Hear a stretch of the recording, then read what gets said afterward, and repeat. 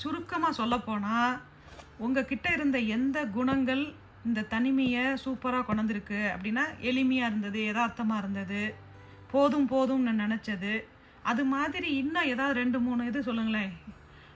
கோவப்படாமல் இருக்கிறது உங்களுடைய சிறந்த குணங்கள் தான். ஏதோ ஒன்று உங்களுடைய குணங்கள் தான் இதை சமாளிச்சிருக்கு.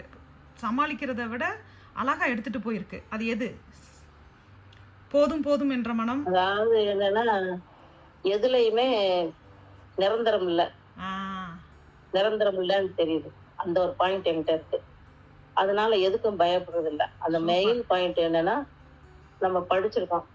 எந்த மூலையில எந்த மாதிரி நமக்கு வருங்கிறதுனால நிறைய நான் படிச்சிருக்கணும். அது ஒண்ணு இருக்கு. பிறகு படம் வரைவேன். என்னுடைய திறமையில காமிக்கலாம். குணங்கள்ங்கும்போது அதான் எளிமை. நம்ம எல்லாத்துலயும் அடிவிட்டு அனுபவங்கள் நிறைய சொல்லிக்கலாம். 2வது பொழுது போறதுக்கு சில விளையாட்டுகள் இருக்கு, பொழுதுபோக்கு இருக்கு, படம் வரையலாம், கதைகள் எழுதலாம், கோலங்கள் போட்டு பழகலாம். அது ஒரு மூளைக்கு நல்ல பயிற்சி. இந்த எதையாவது ஒரு புள்ளி வச்சு அதுல எப்படியாவது கோலம் வரவழைக்கலாம்.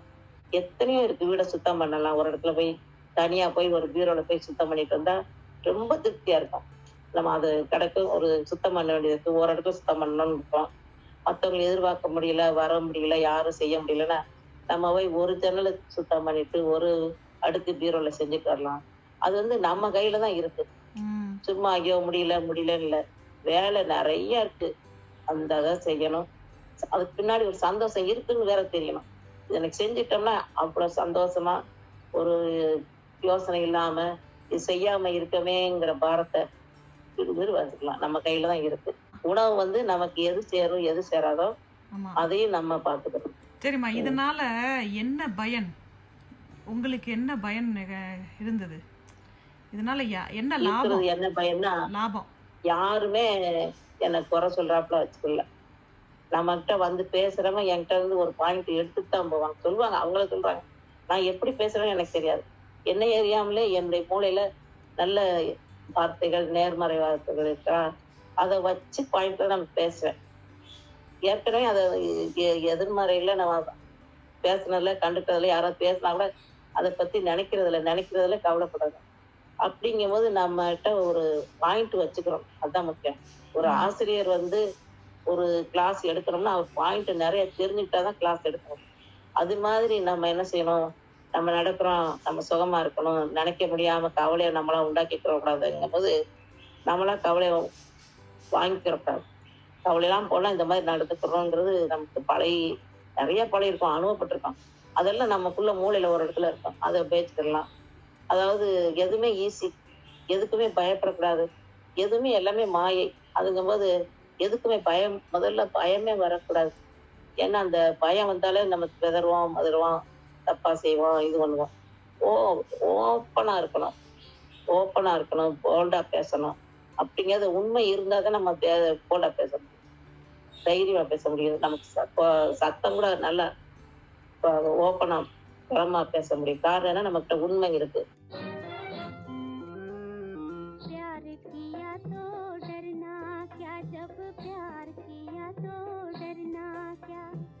உண்மை இருக்கு. அதுதான் என்கிட்ட நம்மகிட்ட இருக்க வேண்டியது. பிழை இருக்கக்கூடாது. ஓப்பனா பேசுவோம், செய்வோம். இன்னைக்கு ரசம் தான் வச்சிருக்காங்க அப்படின்னு சொல்லலாம் வந்தவங்கிட்ட. இல்ல அவங்களுக்கு நிறைய செய்யணும், அது இதுன்னு யோசனை பண்ணக்கூடாது. என்னப்பா இன்னைக்கு நம்ம வீட்டுல ரசம் தானே, அந்த ஒவ்வொரு டயத்தையும் நிமிஷத்தையும் இதுலயே நம்ம வச்சிருக்கோம், கட்டுப்பாடு வச்சிருப்போம். ஓப்பனா பேசுவோம், சந்தோஷமா இருப்போம். அதுதான்ப்பா. அதனால சந்தோஷம் தான். படுக்க போகும்போது ஒரு பொழுதுபோக்கா ஏதாவது பாட்டை கேட்டுக்கலாம். அப்படி மயங்கி நல்ல பாட்டா கேட்கணும். அது நம்ம கேட்கும்போது நமக்கு கொஞ்சம் ஒரு உண்மையான ஒரு பாடம் கிடைக்கும். அந்த மாதிரிதான்.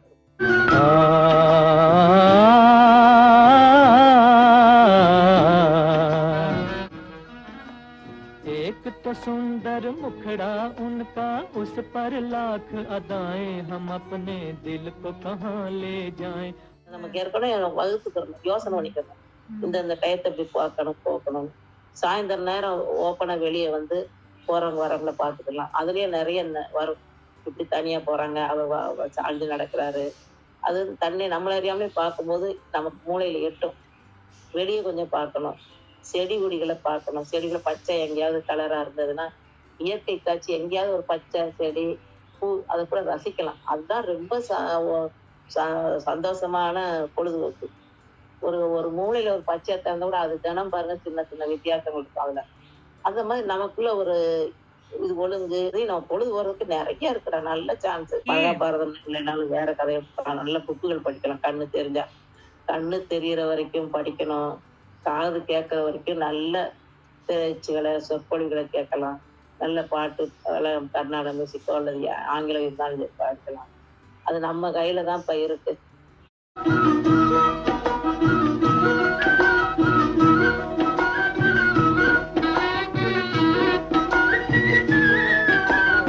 எனக்கு அதனாலதான் நல்லா பொழுது தனிமையில வந்து என் இஷ்டம் போல என் குணத்துக்கு ஏற்றபடி அந்த மாதிரி வந்து குடும்பத்துல இருக்கும்போது எல்லாரையும் அனுசரிச்சு போகும்போது அது ஒரு மாதிரி சந்தோஷம் தான். அதுல அனுபவப்பட்டது வந்து இப்ப எனக்கு தனியா இருக்கும்போது நம்ம இஷ்டம் போல செய்கிற ஒரு ஃப்ரீடம் இருக்கு, சந்தோஷம் இருக்கு. அதுதான் நம்ம தனிமையா இருக்கும்போது எல்லாத்தையும் கையாளணும். தனிமையா இருக்கோம் நினைக்கவே கூடாது. இப்ப கீழே விழுந்தாலும் 4 பேர் காப்பாத்துவாங்க. படிக்க ஒண்ணும் செய்ய முடியாட்டாலும் செய்வாங்க. எப்படியாவது நமக்கு உதவி கிடைக்கும். அப்படி இந்த விழுந்துட்டா என்ன செய்யறதுன்னு அந்த பயமே இருக்கக்கூடாது. எல்லாம் நமக்கு நல்லா நடக்கும். வாழ்க வளமுடன்.